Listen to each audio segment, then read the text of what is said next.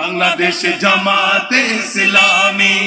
জুলাই গণ অভ্যুত্থান, প্রত্যাশা, প্রাপ্তি ও করণীয় শীর্ষক আলোচনা এবং দ্বিতীয় স্বাধীনতার শহীদ ও আহত যারা ইংরেজি ও আরবি ভার্সনের মোড়ক উন্মোচন উপলক্ষে জাতীয় প্রেস ক্লাব মিলনায়তনে সেমিনারের আয়োজন করে জামায়াত ইসলামী। সেমিনারে বিভিন্ন রাজনৈতিক দলের নেতারা বক্তব্য দেন। কিভাবে দক্ষিণ পন্থা দেখিয়ে, জুজুর ভয় দেখিয়ে আবার মুসলমানদের উপর নির্যাতন চালাতে পারে, সেই ব্যবস্থা বর্তমানে আমরা দেখতে পাচ্ছি। ভবিষ্যতের পথরেখা তারা তৈরি করছে। পিয়ার পদ্ধতির মাধ্যমে একটা জাতীয় জাগরণ হয়েছে, জাতীয় দাবিতে হয়েছে পিয়ার পদ্ধতি।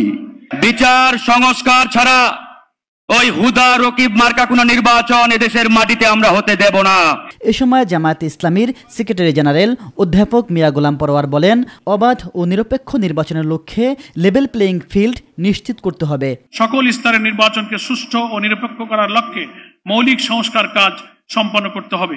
দলীয়করণ মুক্ত এবং দুর্নীতিমুক্ত প্রশাসন, বিচার ও সরকারের ব্যবস্থা গড়ে তুলতে এমন একটি ভারসাম্যপূর্ণ রাষ্ট্রীয় কাঠামো আমাদের প্রত্যাশা, যেখানে নতুন কোনো ফ্যাসিবাদের জন্ম হবে না। জুলাই অভ্যুত্থানে আমরা পেয়েছি অত্যাচারী কর্তৃত্ববাদী শাসকের বিরুদ্ধে অকুতোভয় সদা জাগ্রত জনতা এবং নতুন বাংলাদেশ গড়ার প্রত্যয় দীপ্ত তারুণ্যের অজেয় শক্তি।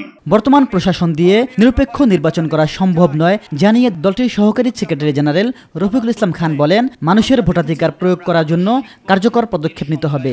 সরকারের ভিতরে বাইরে যে ফ্যাসিবাদের দোসর আছে তাদেরকে অবিলম্বে চিহ্নিত করতে হবে, গ্রেফতার করতে হবে, মানুষের ভোটাধিকার নিশ্চিত করতে হবে। এজন্য দুটো জিনিস খুবই প্রয়োজন।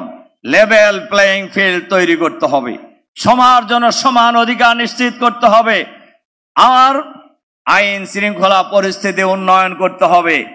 ইলিয়াস মাদবর, মাই টিভি, ঢাকা। একটা আহ্বান জানিয়ে আমার কথা শেষ করতে চাই।